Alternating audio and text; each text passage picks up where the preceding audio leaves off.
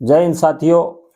EO, RO, CET और राजस्थान से संबंधित जितनी भी प्रतियोगिता परीक्षाएं हैं उसके ऑनलाइन चैनल पर आपका हार्दिक स्वागत है। लाइक, सब्सक्राइब और शेयर करें और इस प्लेटफॉर्म का अधिक से अधिक लाभ उठाएं और प्रतियोगिता परीक्षा में अपने आप को प्रमाणित करें।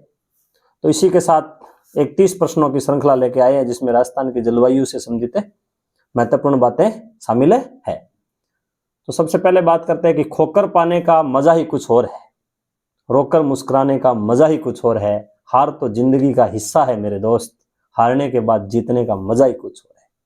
तो कहने का मतलब ये है कि असफलता से ही सफलता के द्वार खुलते हैं और असफलता ही सफलता की राह दिखलाती है। तो इसलिए लगातार कर्तव्य पथ पर चलते रहें, अपनी तरफ से 100% दें तो 100% एक दिन सक्सेस होंगे ही। तो इसी श्रृंखला में पहला प्रश्न है, कौन सी समवर्षा रेखा राजस्थान को जलवायु की दृष्टि से दो भागों में बांटती है? यानी अरावली पर जो रेखा है वो 50 सेमी वर्षा रेखा है, दो 60 और 40 में बांटती है। परंतु एक समवर्षा रेखा ऐसी भी है जो कि इसको दो बराबर भागों में बांटती है। वो कौन सी हो जाएगी? 40 सेमी वर्षा रेखा।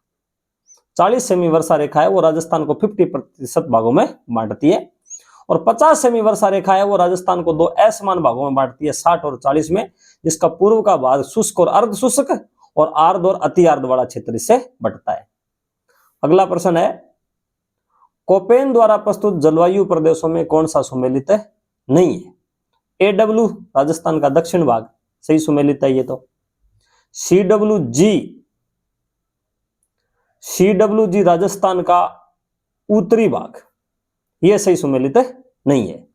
BWHW शुष्क मरुस्थल सही सुमेलित है और BSHW अर्ध शुष्क मरुस्थल सही सुमेलित है। कौन सा सही सुमेलित नहीं है? CWG के अंतर्गत अपने पास राजस्थान का कौन सा भाग आता है? इसके अंतर्गत राजस्थान का उत्तरी पूर्वी भाग आता है, ज्यादातर इसमें पूर्वी भाग आता है। तो पूर्वी भाग के अंतर्गत पूर्वी मैदान आता है, इसके अंतर्गत अरावली के पूर्व वाला भाग उसमें सारा का सारा सम्मिलित होता है, जिसके अंतर्गत चंबल बेसिन, माही बेसिन और बाणगंगा और बनास बेसिन शामिल होता है। तो CWG के अंतर्गत ये वाला भाग सम्मिलित होता है। अगला प्रश्न है, थार के मरुस्थल में रात्रि का तापमान गर्मियों में अचानक गिर जाता है, क्योंकि तापमान है वो अचानक क्यों गिर जाता है, उसका कारण क्या है? निम्न सापेक्ष आर्द्रता, दिन में उच्च तापक्रम एवं बादलों का अभाव, यानी कि तापमान गिरने का कारण क्या है वो अपने को बताना है। तो ये इतना सटीक कारण नहीं है। झीलों की उपस्थिति, अधिवासों की विरलता और उच्च वायु वेग, ये भी सटीक कारण नहीं है। झीलियां इतनी कहाँ है? वातावरण की स्वच्छता, थार के मरुस्थल में तापमान क्यों गिरता है? एक तो यहाँ पर वातावरण बिल्कुल स्वच्छ है, यानी आकाश साफ रहता है, स्वच्छ आकाश रहता है, ये भी कारण है। मिट्टी की बुलुई प्रकृति भी क्या है कि जल्दी गर्म और जल्दी ठंडा होना है। प्राकृतिक वनस्पति का अभाव के कारण भी क्या है कि तापमान रात में जल्दी गिर जाता है। तो सबसे महत्वपूर्ण कारण कौन सा हो जाएगा? थार के मरुस्थल में रात्रि का तापमान गर्मियों में अचानक गिर जाता है, क्योंकि वातावरण की स्वच्छता रहती है, स्वच्छ आकाश रहता है, मिट्टी की बुलुई प्रकृति है और वनस्पति का अभाव है। अगला प्रश्न है, थार्नवेट के वर्गीकरण निम्न में से कौन सा उष्ण कटिबंधीय मरुस्थलीय जलवायु को दर्शाता है? उष्ण कटिबंधीय और मरुस्थलीय। तो मरुस्थलीय का नाम आते ही अपने पास कौन सा हो जाएगा? EAD तो मरुस्थल के अंतर्गत हो जाएगा। DBW है वो क्या है कि शुष्क और अर्ध शुष्क दोनों दशाएं उसके अंतर्गत शामिल हो जाएगी, शुष्क और अर्ध शुष्क दोनों सम्मिलित हो जाएगा। और DAW के अंतर्गत अर्ध शुष्क भाग सम्मिलित हो जाएगा और CW के अंतर्गत है आर्ध या फिर उपार्ध भाग सम्मिलित हो जाएगा। उपार्ध भाग इसके अंतर्गत सम्मिलित हो जाएगा, क्योंकि कोपेन के अनुसार राजस्थान में 3 ही प्रकार की जलवायु है, उपार्ध, अर्ध शुष्क और शुष्क। महत्वपूर्ण प्रश्न है कि कौन सी पीएच अम्ल वर्षा की सूचक है? अम्लीय वर्षा जैसे क्या है कि सल्फर डाइऑक्साइड की मात्रा अगर वातावरण में बढ़ जाती है तो अम्लीय वर्षा होती है। तो कौन सी पीएच है वो अम्लीय वर्षा की सूचक है? तो अगर 5.6 से कम पीएच आता है तो वो अम्लीय वर्षा का सूचक है, ये अपने को ध्यान में रखना है। अगला प्रश्न है, राजस्थान में जुलाई माह में 999 मिलीबार रेखा किन जिलों से होकर गुजरती है? ये अपने को पता है कि राजस्थान में जो उत्तरी और पश्चिमी भाग है वहां जुलाई माह में तापमान ज्यादा गिर जाता है। ठीक है, तो ये अपने पास कौन से, तो यहाँ पर जो जैसलमेर वाला इलाका है वहां पर तापमान क्या है कि 996-97 तक भी जो मतलब 995-96 तक चला जाता है। परंतु इसके अंतर्गत अपने पास कौन सा हो जाएगा, जालोर, पाली, अजमेर और टोंक। यहां पर क्या है कि ये 999 मिलीबार रेखा गुजरती है जुलाई माह में। अगला प्रश्न है मानसून है, मानसून क्या है? मानसून तो मौसमी हवाएं है। तो मानसून क्या है? मानसून मौसमी हवाएं है। जो राजस्थान के अंतर्गत जो मानसून आता है वो दक्षिणी पश्चिमी मानसून कहलाता है। ये अपने को ध्यान में रखना है, दक्षिणी पश्चिमी मानसून कहलाता है। अगला प्रश्न है वर्षा जल संग्रह लाभदायक है। वर्षा का जल है वो अगर संग्रह करते हैं तो किसके लिए लाभदायक है? तो वर्षा का जल अगर भूमि के अंतर्गत डालते हैं तो भूमि के जल को रिचार्ज करता है। तो इसके अंतर्गत क्या हो जाएगा, भूमि जल सुधारने के लिए वर्षा का जल किसके अंतर्गत काम आ सकता है? पूरा का पूरा जल है वो अगर अपन क्या है कि भूजल में डाल दें तो इसमें भूजल स्तर सुधर जाता है। जल विद्युत उत्पादन में वर्षा का जल इतना काम नहीं आता है, कृषि के लिए भी इतना खास काम नहीं आ रहा है, सिंचाई के लिए भी नहीं काम आ रहा है, परंतु अगर पूरे के पूरा जो है उसको अपन क्या है कि भूमि के जल को रिचार्ज करने के लिए काम में ले सकते हैं। अगला प्रश्न है कि 1000 मिलीबार समदाब रेखा जुलाई माह में कहां से गुजरती है? तो अपने को पता ही है 1000 मिलीबार रेखा जुलाई माह में कहां से निकलती है? तो ये हो जाएगा सिरोही, उदयपुर, प्रतापगढ़ और झालावाड़। यानी जुलाई के अंतर्गत राजस्थान के उत्तरी पश्चिमी भाग में तो क्या है कि तापमान गिरता है, ये मतलब वायु दाब है वो गिरता है, और जो दक्षिणी भाग है उसके अंतर्गत वायु दाब बढ़ता है। ये अपने को ध्यान में रखना है यहाँ पर। यानी कि जहां तापमान उच्च होता है वहां पर वायु दाब गिरेगा और जहां तापमान कम होगा वहां वायु दाब बढ़ेगा। अगला प्रश्न हो जाएगा अपना, राजस्थान में कम वर्षा का प्रमुख कारण क्या है? तो राजस्थान में कम वर्षा का प्रमुख कारण क्या है कि बंगाल की खाड़ी के मानसून की आर्द्रता लगभग समाप्त हो जाती है। सही बात है, यानी बंगाल की खाड़ी का जो उत्तर की विशाल मैदान शाखा है वो राजस्थान में आती है, और जब तक ये राजस्थान में पहुंचती है वो अपनी नमी को खो देती है। तो ये भी कारण सही है। अरावली पर्वतमाला का रूप सक्रिय मानसून की दिशा के समांतर होना। अरब सागर की जो हिमाचल शाखा आती है वो अरावली के समांतर जाकर के हिमाचल से टकराती है, तो वहां पर बरसात करती है समांतर, ये अवरोध नहीं है इस शाखा के अंतर्गत। तो ये भी कारण सही है। अत्यधिक गर्मी के कारण मानसूनी हवाओं की आर्द्रता घट जाती है। ये भी सही है कि यहाँ पर बहुत ज्यादा गर्मी पड़ती है तो जो मानसूनी हवाएं आती है वो अपनी नमी खो देती है। तो राजस्थान में कम वर्षा के तीनों ही कारण है, अरावली, अत्यधिक तापमान और आर्द्रता भी समाप्त हो जाना। अगला प्रश्न है राजस्थान में कुल वर्षा का कितने प्रतिशत भाग दक्षिणी पश्चिमी मानसून से जुलाई से सितंबर के मध्य प्राप्त होता है? तो मानसून जो ऋतु है जिसके अंतर्गत वर्षा ऋतु होती है उसके अंतर्गत 90% जो राजस्थान में वर्षा होती है वो किससे होती है? दक्षिणी पश्चिमी मानसून से ही होती है, और जुलाई से सितंबर के मध्य ही होती है। तो अपने पास 90% वर्षा, 10% बाकी है वो कुछ क्या पश्चिमी विक्षोभ से या फिर लौटते हुए मानसून से होती है। बाकी 90% वर्षा है वो दक्षिणी पश्चिमी मानसून द्वारा ही होती है। राजस्थान में मरुस्थलीकरण प्रक्रिया के संबंध में क्या अवधारणा सटीक है? यानी कि मरुस्थलीकरण किस कारण हो रहा है? तो सही जो है वो क्या कारण है? तो इसका सही उत्तर हो जाएगा अतिचारण। ये सही है कि अत्यधिक ज्यादा क्या है कि जो भेड़ बकरियां हैं वो क्या है कि जो भी पेड़ पौधे या घास होती है उसको क्या है कि अंतिम सीमा तक खा जाती है। ये भी एक मरुस्थलीकरण का कारण है। अति हलन, और यहाँ पर बहुत ज्यादा जुताई की जाती है, ये भी है। निर्वनीकरण तथा मृदा और जल के अनुचित प्रबंध के कारण, ये भी इसका कारण है। अभी मृदा और जल का भी सही प्रबंध यहाँ पर नहीं है, और वन भी यहाँ पर निर्वनीकरण मतलब वन भी यहाँ पर प्रॉपर मात्रा में नहीं है, वनों को भी कटाई हो रही है। तो ये सब कारण क्या है कि मरुस्थलीकरण को बढ़ाते हैं सब के सब। अगला प्रश्न हो जाएगा, कोपेन के वर्गीकरण अनुसार BWHW में शामिल है। BWHW के अंतर्गत मरुस्थल वाला भाग सम्मिलित होता है, और इसके अंतर्गत कोपेन किस किस को शामिल है वर्गीकरण में शामिल है? इसकी जगह शामिल नहीं है वो करना है, शामिल नहीं है। तो जैसलमेर और बीकानेर कोपेन के BWHW में शामिल है। पश्चिमी जोधपुर और उत्तरी चूरू भी कोपेन के BWHW में शामिल है, यानी मरुस्थलीय जलवायु के अंतर्गत शामिल है। और गंगानगर और हनुमानगढ़ भी मरुस्थलीय जलवायु के अंतर्गत शामिल है।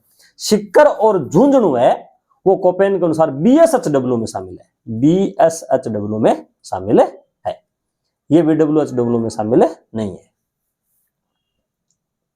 अगला प्रश्न हो जाएगा, कोपेन के वर्गीकरण अनुसार BSHW में शामिल है, अर्ध शुष्क वाला जो भाग है वो BSHW में शामिल होता है। तो बाड़मेर जोधपुर अर्ध शुष्क में आता है, नागौर और चूरू भी अर्ध शुष्क के अंतर्गत आता है, झुंझुनू और सीकर भी इसके अंतर्गत आता है। तो ये सब के सब जिले किसके अंतर्गत हो जाएंगे, BSHW में शामिल हो जाएंगे, अर्ध शुष्क भाग में सम्मिलित हो जाएंगे।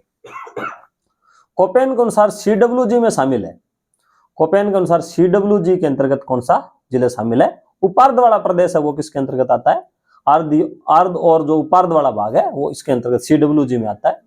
तो भरतपुर, धौलपुर, करौली, सवाई माधोपुर, पूरा भरतपुर संभाग CWG में आता है।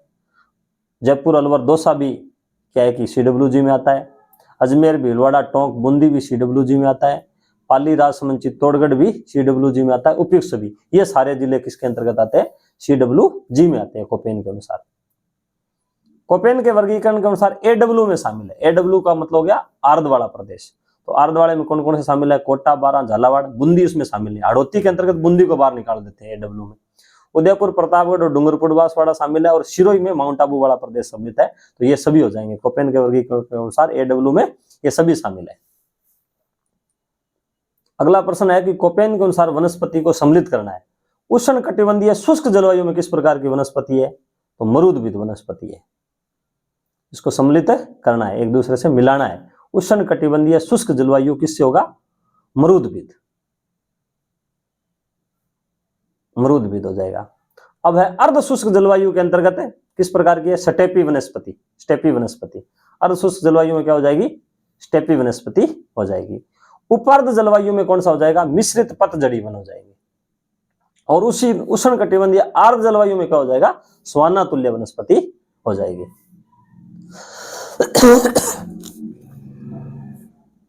तो ये आपस में मिलाने हैं, क्योंकि कोपेन का वर्गीकरण है वो वर्षा, वनस्पति और तापमान तीनों पर डिपेंड है, और वनस्पति इसमें महत्वपूर्ण फैक्टर है। तो ये अपने को ध्यान रखना है कि हर क्षेत्र की वनस्पति कौन सी है। तो ये जो अपना जैसे इसके अंतर्गत इसी प्रश्न के अंतर्गत बात करते हैं, जैसे उष्ण कटिबंधीय शुष्क जलवायु या मरुदभिद वनस्पति, और यहाँ की जलवायु क्या हो जाएगी, BWHW। और उसके बाद में अर्ध शुष्क जलवायु यहाँ स्टेपी वनस्पति हो जाएगी, और यहाँ की जलवायु क्या हो जाएगी, BSHW।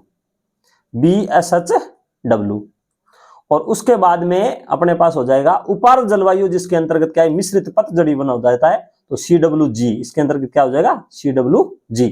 और उष्ण कटिबंधीय आर्द्र जलवायु में स्वाना वनस्पति हो जाएगी, और इसके अंतर्गत जलवायु कौन सी हो जाएगी, AW। थार्नवेट के अनुसार EAD में, थार्नवेट क्या है कि पूरे जलवायु को 5 भागों में बांटता है, ABCDE। तो ABCD और E में बांटता है। E में वो शुष्क शामिल करता है, और D के अंतर्गत अर्ध शुष्क सम्मिलित करता है, और C के अंतर्गत है वो उपार्ध शामिल करता है, और B के अंतर्गत ये आर्द्र, और A के अंतर्गत अति आर्द्र। तो राजस्थान में ये आर्द्र और अति आर्द्र जलवायु थार्नवेट मानता ही नहीं है। तो राजस्थान में ECDE 3 प्रकार की जलवायु थार्नवेट मानता है, C मानता है, D मानता है और E मानता है। फिर क्या है कि ये D के फिर 2 भाग कर देता है, DAW और DBW। ठीक है, ये अपने को ध्यान में रखना है, ये 4 भाग ये करता है। तो राजस्थान में EAD में कौन सा शामिल है, ED के अंतर्गत शुष्क वाला प्रदेश शामिल हो जाएगा। तो शुष्क वाले प्रदेश में कौन कौन से शामिल हो जाएगा, जैसलमेर शामिल हो जाएगा, पश्चिमी जोधपुर भी शामिल हो जाएगा, दक्षिणी पश्चिमी बीकानेर भी शामिल हो जाएगा, उत्तरी पश्चिमी बाड़मेर भी इसमें अंतर्गत शामिल हो जाता है। उपयुक्त सभी सम्मिलित हो जाएंगे। थार्नवेट के अंतर्गत, थार्नवेट के अनुसार जो शुष्क जलवायु है उसके अंतर्गत है कौन सा, EAD में। ये पूरा का पूरा जो अपन ने क्या है कि उत्तरी पश्चिमी मरुस्थल प्रदेश को 2 भागों में बांटा था, शुष्क और अर्ध शुष्क। तो शुष्क वाला प्रदेश है वो लगभग इसके अंतर्गत सम्मिलित हो जाता है EAD में। अगला प्रश्न है, थार्नवेट के अनुसार DBW में शामिल है। तो DBW में यह मानता है कि जिसमें शुष्क भी दशाएं भी है और अर्ध शुष्क दशाएं भी है, यानी दोनों प्रकार की एक साथ सम्मिलित है। तो उसके अंतर्गत शुष्क और अर्ध शुष्क दोनों जो दशाएं वो पूरे बीकानेर संभाग के अंतर्गत पाई जाती है। तो बीकानेर, हनुमानगढ़, गंगानगर और चूरू सबके सब किसके अंतर्गत शामिल हो जाएगा, पूरा बीकानेर संभाग है, थार्नवेट के अनुसार DBW के अंतर्गत सम्मिलित हो जाएगा। अगला प्रश्न है कि थार्नवेट के अनुसार CAW में शामिल नहीं है, जो शामिल नहीं है CAW में वो अपने को छांटना है। तो CAW में कौन सा शामिल नहीं है, तो डूंगरपुर और बांसवाड़ा सम्मिलित है क्योंकि अधिक बरसात हो रही है, कोटा और बारा भी सम्मिलित है, झालावाड़ और चित्तौड़गढ़ भी सम्मिलित है, बूंदी और भीलवाड़ा सम्मिलित है नहीं है क्योंकि बूंदी है वो DAW में सम्मिलित होता है और भीलवाड़ा भी DAW में सम्मिलित होता है। तो अपन ने EAD वाला याद रख लिया और DBW के अंतर्गत पूरा बीकानेर संभाग हो गया और CAW के अंतर्गत हाड़ौती का और जो दक्षिणी भाग है डूंगरपुर बांसवाड़ा वाला भाग सम्मिलित हो जाता है और कुछ भाग चित्तौड़गढ़ का सम्मिलित हो जाता है। उसके बाद पूरे के पूरे राजस्थान को थार्नवेट किस में सम्मिलित करता है, DAW में सम्मिलित करता है।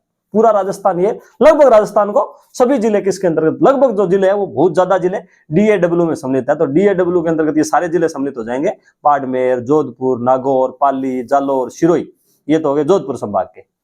DAW के अंतर्गत राजसमंद, भीलवाड़ा, बूंदी, टोंक और अजमेर ये भी किसके अंतर्गत हो गया, DAW में हो गया। जयपुर, सीकर, झुंझुनू, अलवर और दौसा भी DAW में सम्मिलित हो गया। भरतपुर, सवाईमाधोपुर, करौली और धौलपुर डांग वाला क्षेत्र है पूरा का पूरा किसमें सम्मिलित हो गया, DAW में सम्मिलित हो गया। तो उपयुक्त सभी किसके अंतर्गत सम्मिलित हो जाएंगे, सबसे बड़ा क्षेत्र है वो DAW के अंतर्गत थार्नवेट शामिल करते हैं। अब अगला है कि टिवार्थ क्या है, कि कोपेन का अनुसरण करते हैं, बस थोड़ा बहुत उसमें अंतर है। तो टिवार्थ के अनुसार BWH इस क्षेत्र को जो शुष्क वाला भाग है उसको क्या है कि जो है कोपेन वो उसमें शामिल करता है, BWHW शामिल करता है, ये W हटा देता है और BWH मानता है। और टिवार्थ के अनुसार BWH में कौन कौन से सम्मिलित है, तो पूरा जैसलमेर सम्मिलित है, बीकानेर सम्मिलित है, पश्चिमी जोधपुर और पश्चिमी बाड़मेर शामिल करते हैं। लगभग कोपेन वाला ये, कोपेन इसके अंतर्गत थोड़ा सा गंगानगर, मानगढ़, बीकानेर, चूरू वाला क्षेत्र भी सम्मिलित करता है। ये बीकानेर चूरू वाला सम्मिलित नहीं करता है, बीकानेर संभाग नहीं सम्मिलित कर रहा है, ये जोधपुर और बाड़मेर का कुछ हिस्सा सम्मिलित कर रहा है और बीकानेर जिले को सम्मिलित कर रहा है। ये अपने को थोड़ा ध्यान में रखना है। टिवार्थ के अनुसार BSHW में शामिल जिले हैं, BSHW के अंतर्गत अर्धशुष्क वाले भाग हो जाएंगे। अर्धशुष्क में ये सबसे बड़ा जलवायु प्रदेश BSHW को मानता है। तो BSHW में सारे जोधपुर, बाड़मेर, जालोर, पाली और सिरोही, तो ये जोधपुर संभाग के हो गए। अजमेर, नागौर, टोंक, भीलवाड़ा चारों जिले अजमेर संभाग के हो गए। बीकानेर, गंगानगर, मानगढ़, चूरू ये हो गया अपना पूरा बीकानेर संभाग हो गया। जयपुर, सीकर, झुंझुनू, अलवर और राजसमंद, इसको दौसा को अगर छोड़ दे तो मतलब जयपुर जिले के अंतर्गत, तो ये लगभग क्या है कि जयपुर जिला भी इसके अंतर्गत है, शामिल हो गया। और उपयुक्त सभी, तो ये टिवार्थ के अनुसार BSHW में सभी जिले सम्मिलित है, ये सम्मिलित हो जाएंगे। अगला प्रश्न है टिवार्थ के अनुसार CAW में शामिल नहीं है। CAW में क्या चीज शामिल नहीं है, तो इसको इसको क्या है कि अपना जो है कोपेन इसको CWG कहता है और ये इसको CAW कहते हैं। और CAW में शामिल नहीं है, कौन कौन से शामिल नहीं है, भरतपुर, धौलपुर, करौली, सवाईमाधोपुर सम्मिलित है, दौसा और टोंक भी सम्मिलित है, बूंदी और भीलवाड़ा भी सम्मिलित है, बांसवाड़ा और प्रतापगढ़ है वो AW के अंतर्गत शामिल करते हैं, तो ये सम्मिलित नहीं है। अगला प्रश्न है कि टिवार्थ के अनुसार AW में शामिल है। टिवार्थ के अनुसार AW में क्या क्या शामिल है, डूंगरपुर, बांसवाड़ा सम्मिलित है और उदयपुर और चित्तौड़गढ़ भी सम्मिलित है, बारां, झालावाड़, कोटा भी सम्मिलित है। इसमें नहीं वाला छांट लो, राजसमंद और भीलवाड़ा इसके अंतर्गत शामिल नहीं है। इसमें टिवार्थ के अनुसार AW में शामिल नहीं है, प्रश्न में हो जाएगा नहीं है। तो राजसमंद और भीलवाड़ा इसके अंतर्गत सम्मिलित नहीं है, ये CAW के अंतर्गत सम्मिलित है, CAW में। अगला प्रश्न है कि अर्धशुष्क जलवायु प्रदेश में सम्मिलित है। अर्धशुष्क के अंतर्गत कौन सा, लूणी बेसिन पूरा का पूरा आ जाएगा। लूणी नदी का जो अपवाह तंत्र है जिसको गोड़वाड़ा बोलते हैं, जोधपुर, पाली, नागौर, जालोर, बाड़मेर का क्षेत्र इसमें सम्मिलित हो जाएगा लूणी बेसिन में। शेखावटी में तीनों जिले सम्मिलित हो जाएंगे, जिसके अंतर्गत झुंझुनू, चूरू और सीकर और कांतली नदी का अपवाह क्षेत्र, तोरावाटी वाला क्षेत्र इसमें सम्मिलित हो जाएगा। जालोर, पाली और नागौर इसके अंतर्गत शामिल हो जाएंगे। तो अर्धशुष्क के अंतर्गत उपयुक्त सभी सम्मिलित हो जाएंगे। अर्धशुष्क प्रदेश के अंतर्गत ये भाग सम्मिलित हो जाता है। उपार्ध जलवायु प्रदेश में शामिल नहीं है। उपार्ध यानी आर्द्र भी दशाएं है और उपार्ध भी है, तो कौन से शामिल नहीं है, तो अजमेर पूरा का पूरा अरावली वाला क्षेत्र है वो उपार्ध में सम्मिलित होता है। जयपुर, अजमेर शामिल हो जाएगा, टोंक, भीलवाड़ा सम्मिलित हो जाएगा, राजसमंद और चित्तौड़गढ़ भी सम्मिलित हो जाएगा। जालोर और सिरोही किसके अंतर्गत आता है? अर्धशुष्क के अंतर्गत आता है, यह सम्मिलित नहीं होगा। अगला प्रश्न है, आर्द्र जलवायु प्रदेश में शामिल है। आर्द्र में कौन सा प्रदेश शामिल है? तो आर्द्र जलवायु प्रदेश के अंतर्गत है सवाईमाधोपुर शामिल होता है, करौली शामिल होता है, बूंदी सम्मिलित होता है और राजसमंद सम्मिलित होता है। ये पूरा का पूरा आर्द्र वाले में सम्मिलित होता है। अगला प्रश्न है, अति आर्द्र जलवायु प्रदेश में शामिल नहीं है। तो अति आर्द्र के अंतर्गत कोटा और बारां सम्मिलित है, झालावाड़ और बांसवाड़ा भी सम्मिलित है, आबू क्षेत्र भी सम्मिलित है, बूंदी और भरतपुर है वो आर्द्र जलवायु के अंतर्गत शामिल है, ना कि अति आर्द्र में है। आर्द्र जलवायु के अंतर्गत शामिल हो जाता है।